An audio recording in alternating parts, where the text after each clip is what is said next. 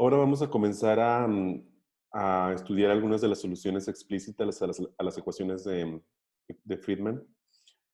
Y primero vamos a ver cómo evolucionan las cantidades cosmológicas con el tiempo cósmico. Para ello vamos a definir primero las condiciones en el tiempo t igual a 0, donde t0 es el momento actual, el presente.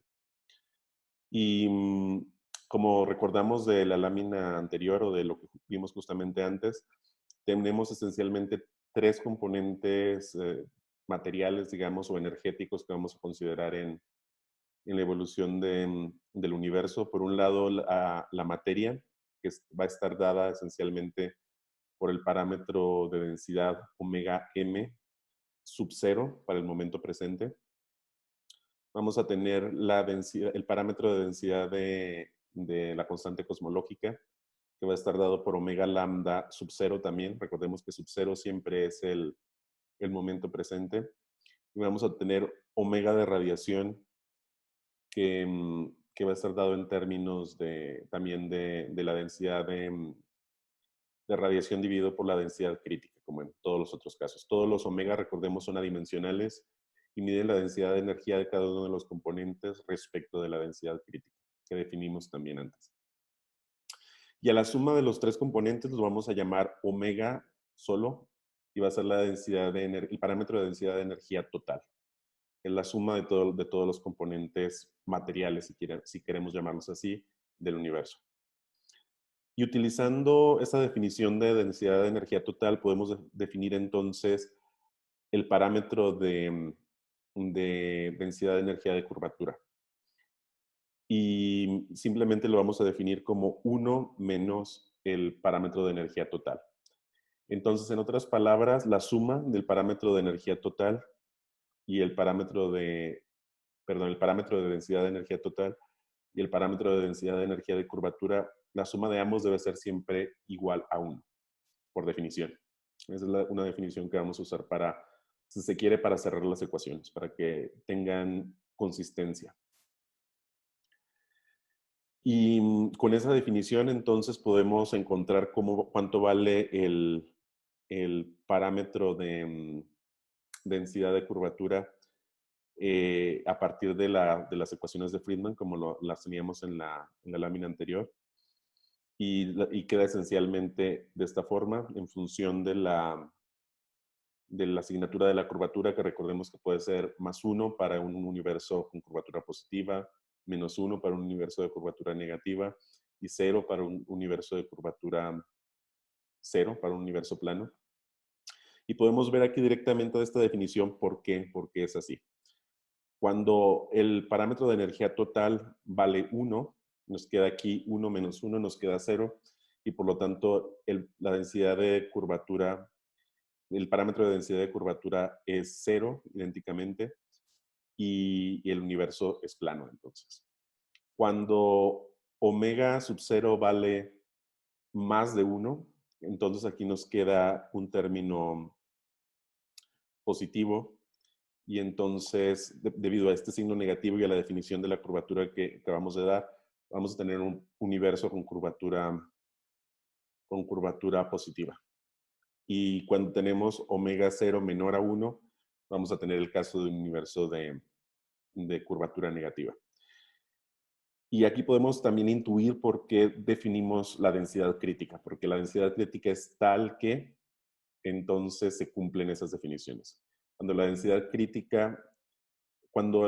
de energía total equivale a la densidad crítica, es cuando omega sub 0 vale 1, y es cuando el universo tiene curvatura 0 y es plano, por lo tanto. Y al mismo tiempo aquí vemos una expresión clara de las ecuaciones de campo de Einstein, donde la curvatura del espacio-tiempo está gobernada por la densidad de energía del universo, por la densidad de energía de los componentes del universo. Bueno, a partir de esta ecuación podemos despejar el valor del factor de escala en el tiempo presente. Y vamos a ver que queda esencialmente en función de omega 0 menos 1, el parámetro de densidad de energía total menos 1. Lo cual nos puede llevar a un problema, porque recordemos que cuando el universo es plano, omega 0, omega sub 0 vale 1. Entonces esta definición explota y A sub 0 tiende a infinito. Entonces podríamos pensar que tenemos un problema grave porque más allá de todo sabemos que en nuestro universo omega sub 0 está muy cercano a 1 o tiende a un valor de 1. Esencialmente es 1 para todo efecto práctico. Entonces tendríamos un problema para definir el factor de escala en el momento presente. Sin embargo, recordemos que el factor de escala es justamente, como su nombre lo indica, eso es un parámetro que nos permite escalar las ecuaciones del pasado hacia el presente o del presente hacia el futuro. Nos permite conectar dos momentos diferentes en la evolución del tiempo cósmico del universo. Pero para un momento, en otras palabras, es un valor relativo a la evolución del universo. Entonces tenemos la libertad de asignarle un valor determinado en un momento cualquiera y evolucionarlo con las ecuaciones, hacer que evolucione con las ecuaciones de Friedman con el tiempo cósmico y simplemente reescalar dado ese parámetro en un momento determinado. Entonces no estamos forzados a usar A sub 0 igual a infinito, nosotros podemos definir el valor del factor de escala en el presente y a partir de ese valor presente simplemente calcular hacia el pasado o calcular hacia el futuro en función de las ecuaciones resolviendo las ecuaciones de Friedman y el parámetro se va a comportar de un modo razonable con la evolución del tiempo cósmico. Entonces, por convención, se define usualmente A sub 0 igual a 1 en el momento presente. Entonces tenemos que en el presente A sub 0 es idénticamente 1. Por definición, A sub 0 vale 1. Bueno, ahora vamos a ver cómo evoluciona el parámetro de Hubble, H, con el redshift. Recordemos que el redshift y el factor de escala están directamente relacionados. Y recordemos la definición también del parámetro de Hubble. El parámetro de Hubble se define como A' sobre A o la derivada del tiempo la derivada en el tiempo cósmico del factor de escala relativo al valor del factor de escala o en unidades del factor de escala en ese momento.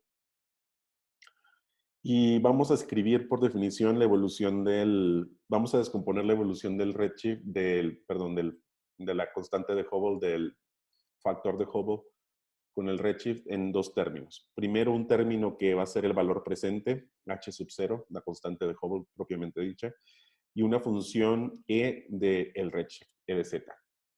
Intuitivamente sabemos que esa función va a depender de las densidades de energía de los diferentes componentes del universo y así S de Z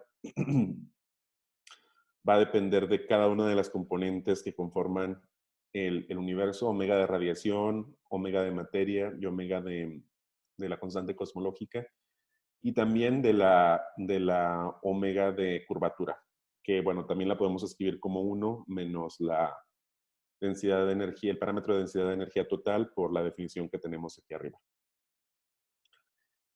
Entonces, simplemente vamos a escribir la evolución de cada uno de los parámetros con el tiempo o con el redshift. Y recordemos que la densidad de radiación evoluciona como a la menos 4, por lo tanto el parámetro de densidad de radiación va a evolucionar como 1 más z a la cuarta. La densidad de materia, recordemos que evoluciona como a la menos 3, por lo tanto, el parámetro de densidad de materia va a evolucionar como 1 más z al cubo.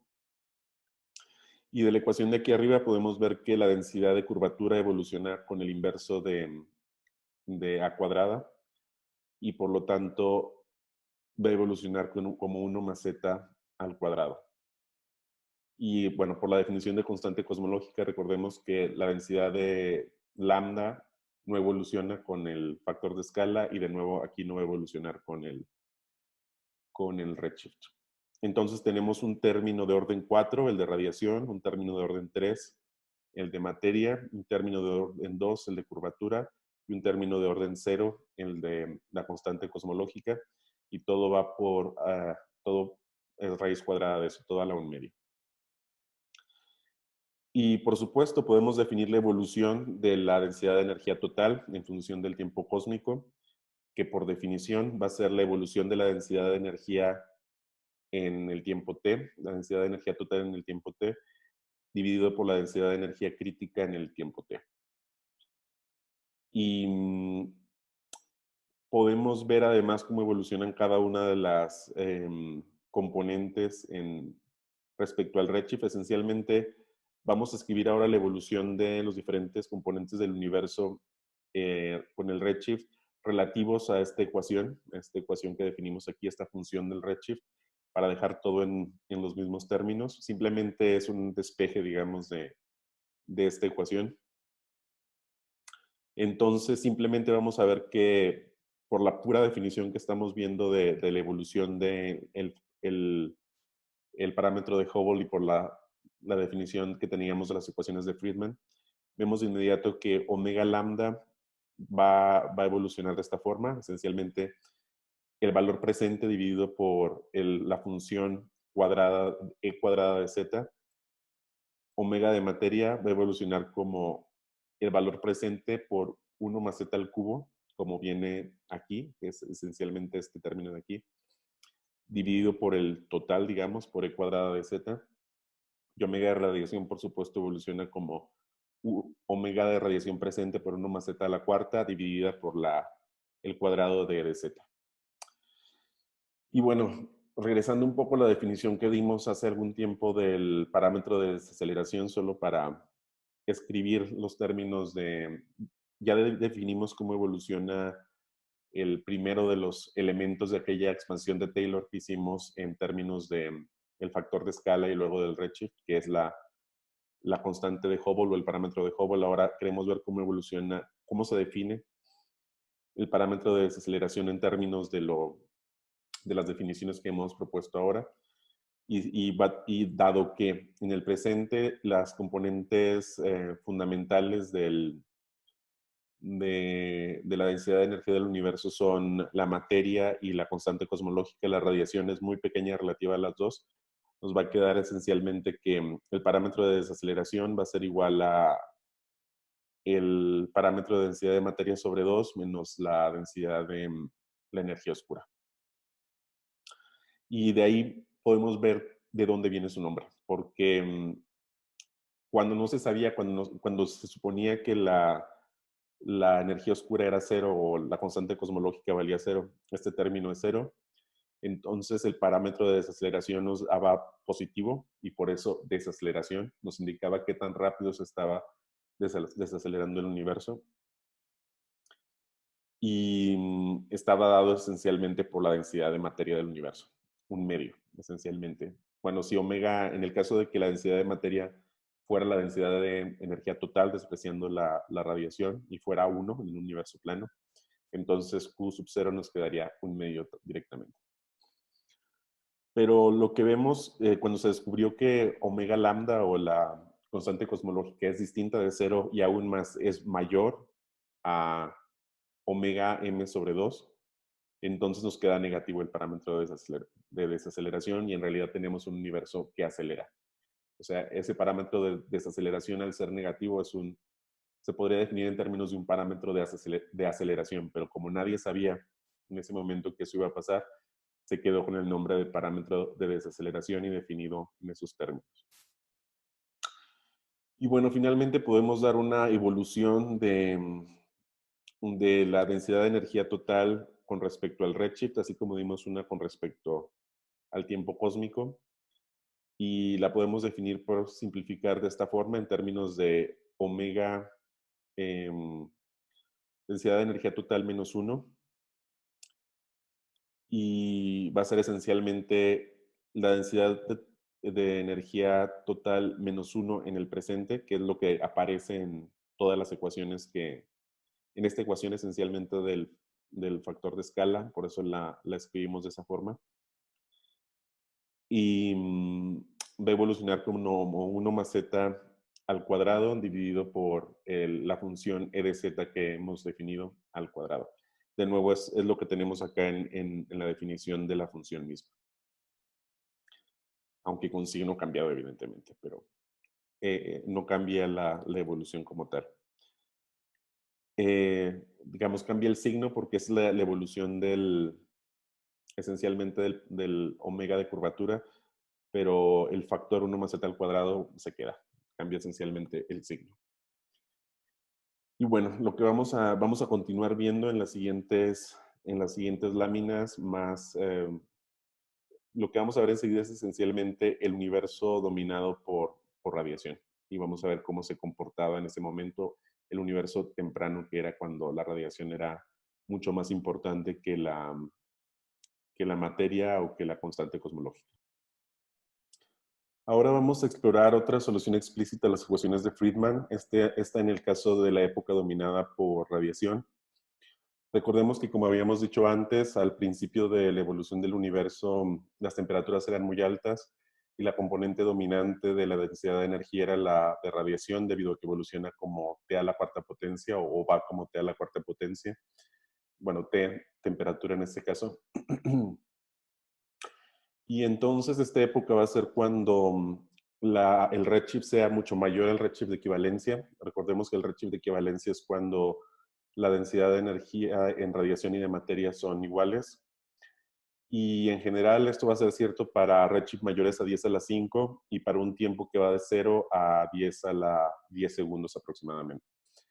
Donde 0 es no estricto porque en realidad al principio del universo tenemos la época de inflación y otras etapas, pero digamos que va de 0 hasta 10 a la 10 segundos aproximadamente.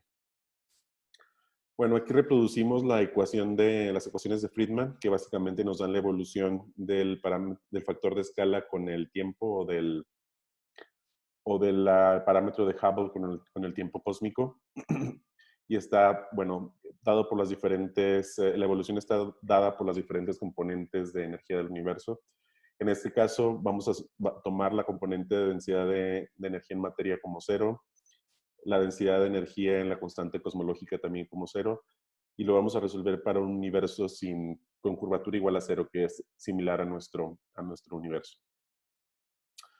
Entonces va a quedar solo este término, y recordemos que aquí A sub 0 es igual a 1 por convención, estamos haciéndolo igual a la unidad. Y entonces resolviendo para esta expresión, básicamente integrando para A' en términos de A a la menos 4 de este lado y bueno, en realidad va a quedar A a la menos 3 después de que pasemos esta A para el otro lado.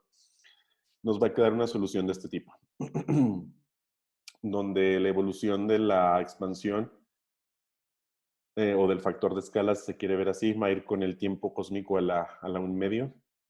Y la dependencia va a ser solo con respecto a la densidad de energía de radiación en el tiempo presente. Es evidente que ese es el resultado de esta integración. De nuevo, aquí recordemos que este A sub 0 en realidad lo vamos a tomar como 1, es el valor del factor de escala en el tiempo presente. De modo que vamos a tener siempre la evolución relativa del factor de escala respecto al factor de escala en el presente, pero si tomamos A sub 0 como 1, entonces todo se escribe de un modo más simple todavía. Y bueno, entonces en esta época se puede escribir una ecuación para la evolución de las diferentes propiedades físicas del universo que es bastante simple. Aquí estamos tomando el caso cuando el tiempo cósmico es igual a 1 segundo. En ese tiempo típico, el redshift es del orden de 10 a la 10. La densidad de energía en materia es del orden de 1 gramo por centímetro cúbico. La densidad de energía total es del orden de 10 a la 7 gramos por centímetro cúbico. Y la energía típica del universo en ese momento es del orden de 1 megaelectronvolt. Y la temperatura típica es de 10 a la 10 Kelvin. Y tenemos aquí la forma en que evolucionan cada una de estas cantidades con el tiempo cósmico. Aquí tenemos el tiempo cósmico a la menos 1/2, el inverso justo de lo que tenemos aquí. Y en ese caso la densidad de materia va a ir como 1/3, la densidad total como 1/4, y la temperatura y la energía van a ir lineales con esa evolución. Entonces vemos que en general la época dominada por radiación es bastante sencilla.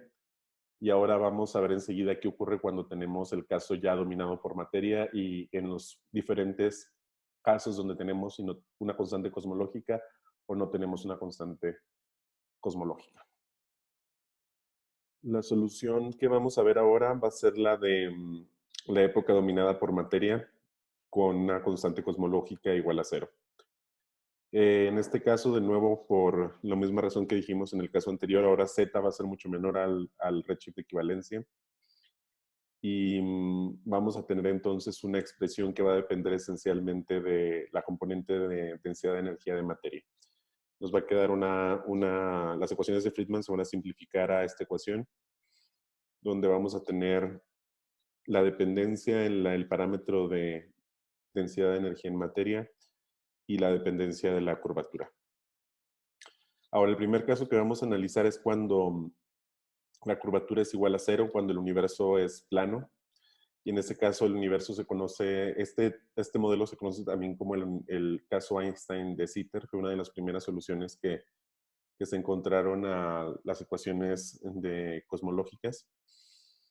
Y en este caso la solución es muy simple. Queda esencialmente en términos de el tiempo cósmico a la 2/3. Recordemos de nuevo, a 0 se puede igualar a 1. Y bueno, H0 es el valor presente del parámetro de Hubble, de la constante cosmológica en el presente, esencialmente. Entonces es una solución particularmente simple. Ahora vamos a considerar también los casos cuando la curvatura es diferente de cero, que sabemos que no es el caso de nuestro universo, pero es interesante conocer esos modelos. Entonces, cuando la curvatura es negativa, cuando K es igual a -1, se pueden encontrar soluciones en términos del parámetro teta, donde este parámetro teta en este caso va a ir desde 0 hasta infinito, y vamos a tener soluciones en términos de coseno hiperbólico de teta. En general, para este caso, el universo muy temprano, cuando A es muy pequeña, cuando el factor de escala es muy pequeño, la solución va a ser similar a la solución para el caso Einstein de Sitter. Va a ir con el tiempo proporcional a la 2/3. Y esto se ve directamente de aquí, porque cuando A es muy pequeño, el término de curvatura va a tender a ser a cero, básicamente. Y conforme va a evolucionar conforme va evolucionando el universo, cuando A empieza a ser más grande, lo que va a ocurrir es que eh, eventualmente la evolución va a ser proporcional a T y la expansión va a continuar eternamente. Es una expansión eterna. Para el caso de curvatura positivo, tenemos ahora soluciones ahora dadas en términos de cosenos y senos normales no hiperbólicos, y ahora teta va de 0 a 2pi solamente.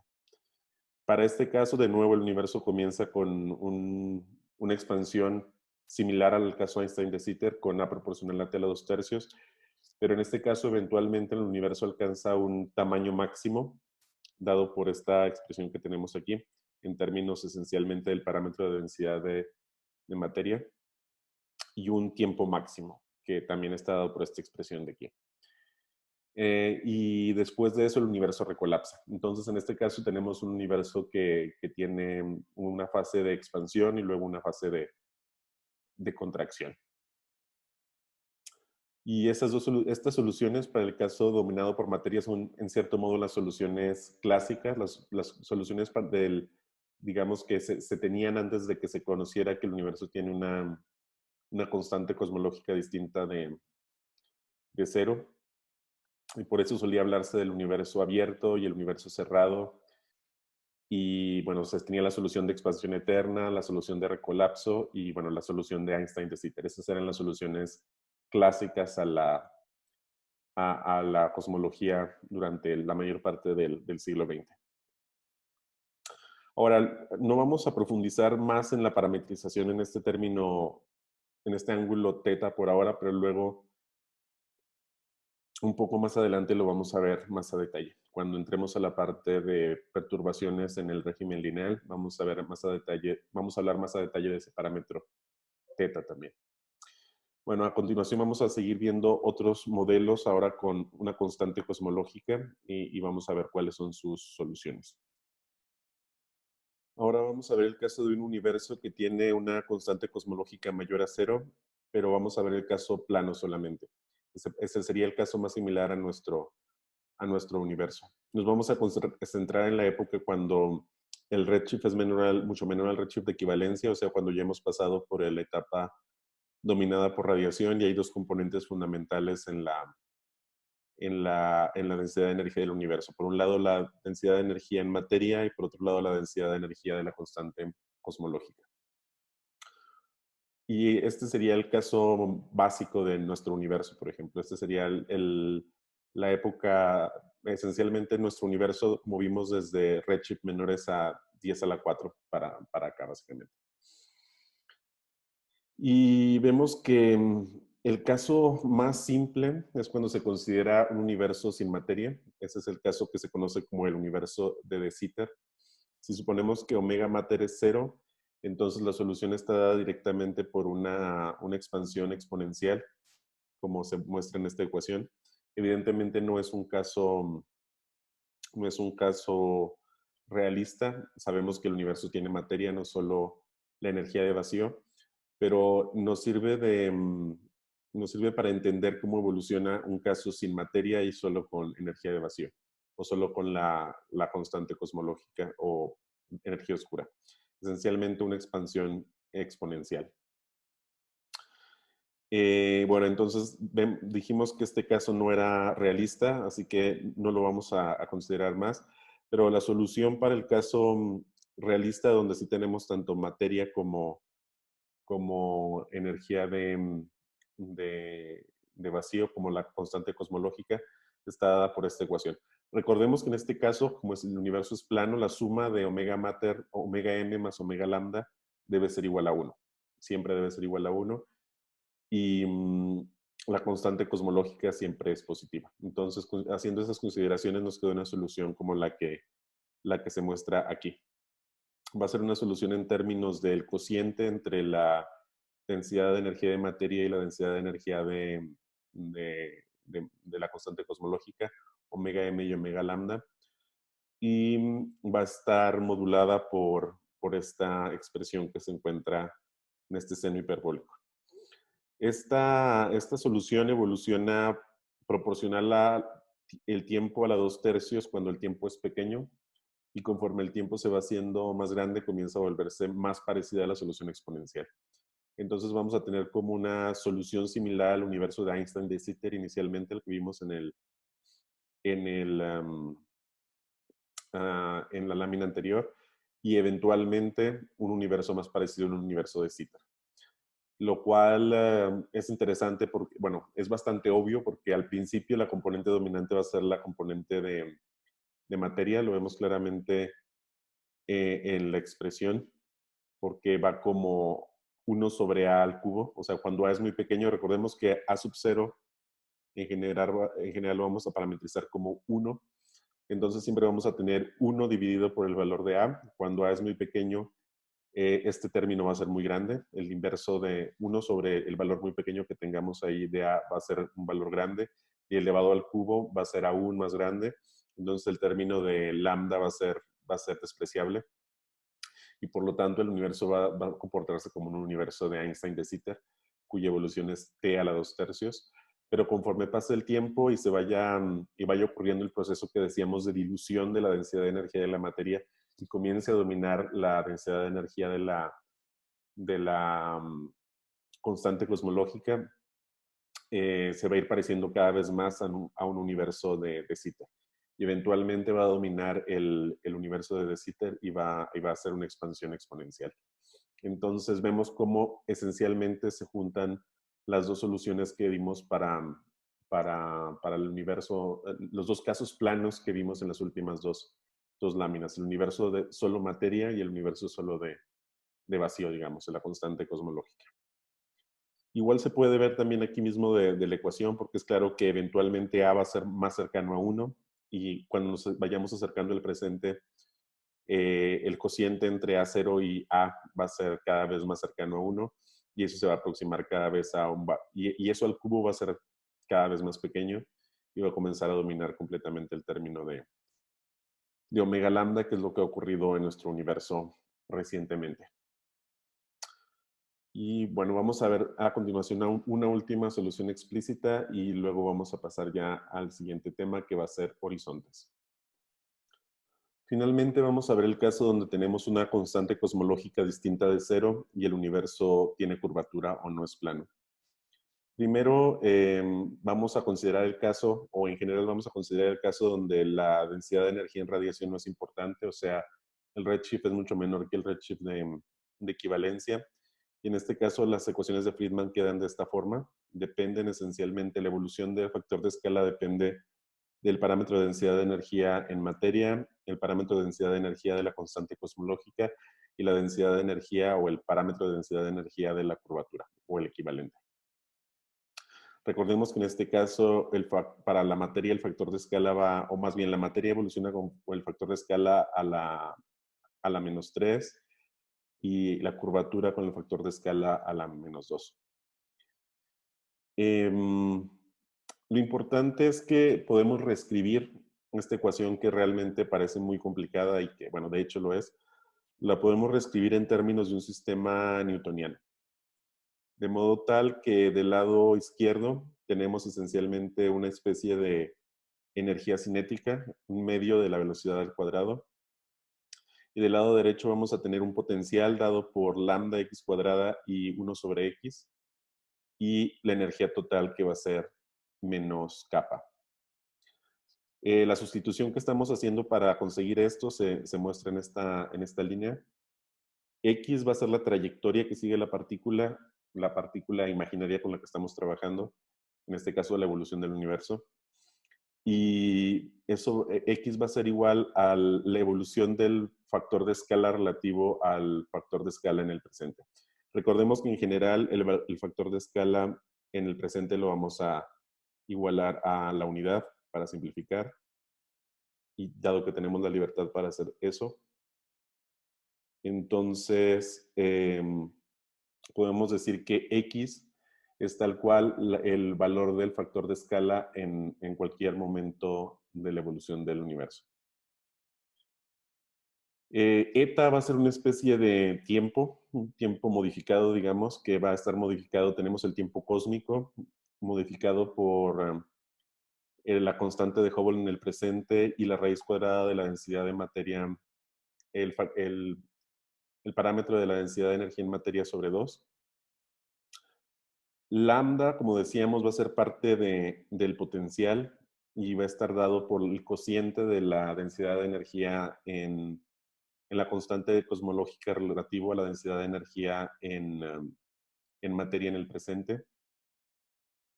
Y kappa, que como decíamos va a ser el equivalente al negativo de la energía total del sistema, va a estar dado por esencialmente el término de curvatura que tenemos aquí en esta parte de la ecuación.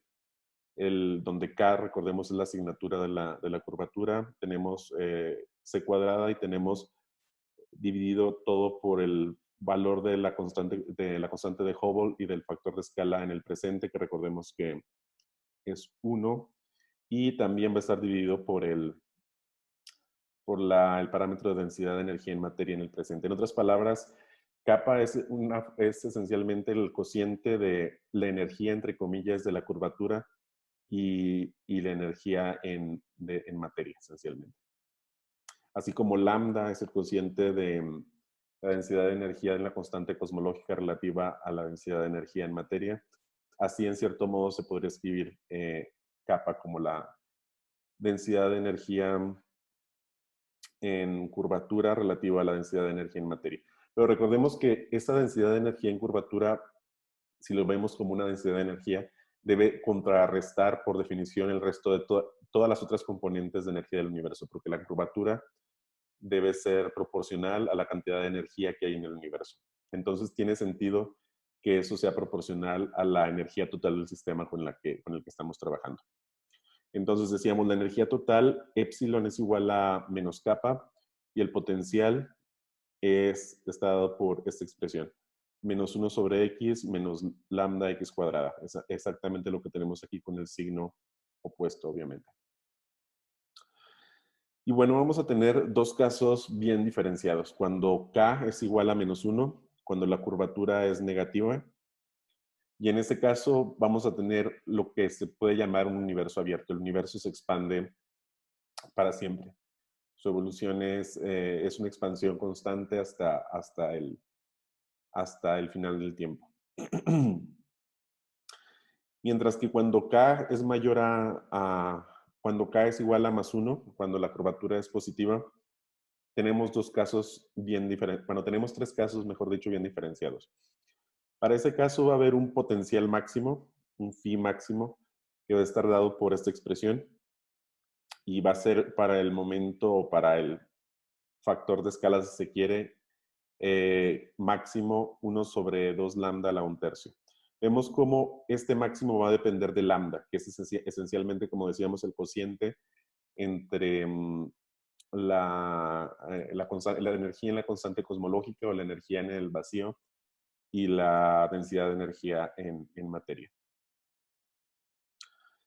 Y ahora, lo siguiente que puede ocurrir va a depender de si la energía total del sistema, digamos, es mayor o menor a este potencial máximo. Y es lo que estamos viendo en esta expresión de aquí.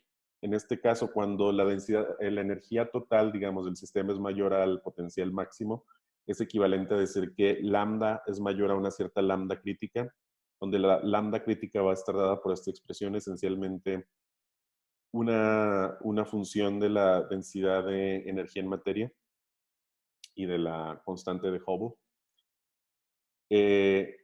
En ese caso específico, el universo sigue siendo abierto. El universo se sigue expandiendo por siempre. No llega un momento de contracción de nuevo a una singularidad. Pero existe el caso opuesto. Cuando lambda es menor que esa lambda crítica, entonces el universo se cierra de nuevo, siempre y cuando inicie desde una singularidad. Si tenemos el caso donde el universo inicia en un Big Bang y se sigue expandiendo, pero tiene esta condición de lambda menor a la lambda crítica, entonces llega a un máximo de expansión y luego se contrae. El máximo de expansión siendo obviamente este valor de x. Pero si el universo iniciara desde de un estado diferente a una singularidad, si iniciara ya desde un cierto tamaño definido, entonces no se contraería, no volvería a contraerse, sino que volvería a expandirse. Si empezara desde un tamaño mayor al tamaño máximo, se contraería hasta ese tamaño máximo y luego seguiría expandiéndose infinitamente.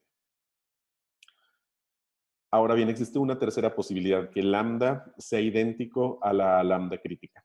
Y ese se conoce como el caso del universo de Einstein. Ese es un universo estático, que es la razón por la que al final, o más bien al inicio, Einstein introduce la constante cosmológica para hacer un universo estático.